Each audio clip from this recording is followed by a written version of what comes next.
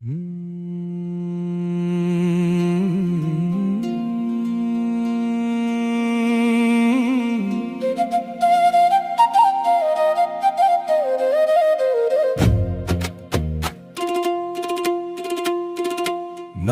ప్రాణమునిచ్చిన యేసయ్య రక్తం పరిశుద్ధమైన ద్రాక్షారసమయ్యా. నా కొరకై నలిగిన యేసయ్య శరీరం పరలోకపు జీవపు రొట్టె ముక్కయ్యా. ఆ రొట్టెను భుజించి ఆ రసమును సేవించి రక్షణ పొందితే నా సోదరా, ఇక ఎన్నడు నువ్వు లోకపు మత్తు జోలికి పోవయ్యా, మత్తు జీవితం వదులుకోవయ్యా.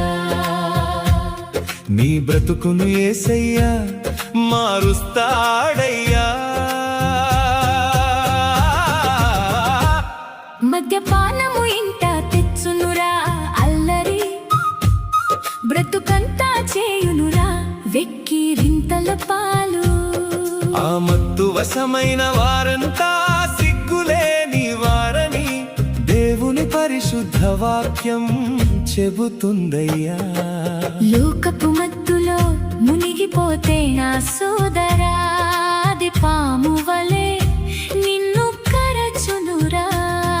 అది రక్త పింజర వలె కాటు వేసి నీ కన్నవారి కళ్ళల్లో కన్నీరు మిగుల్చునురా. కన్నీరు మిగుల్చునురా నా సోదరా, నీ ఇల్లు చీకటి చేయునురా. నరుల నమ్మకము ఎండమావి లాంటిదిరా. నీ ఆస్తులు కరిగితే నిన్ను విడిచి వెళ్ళునురా. కాని కల్వరి సిలువలో ప్రాణమిచ్చిన యేసయ్యా నిన్ను హృదయానికి హత్తుకొని లేపునయ్యా. నిజమైన ద్రాక్షావల్లి మన యేసయ్యా ఒక్కడేరా. ఆయనతో నీవు విశ్వాసమున అంటుకట్టబడితే ఎండిపోయిన నీ బ్రతుకు మళ్ళీ చిగురించునురా. నీ కుటుంబ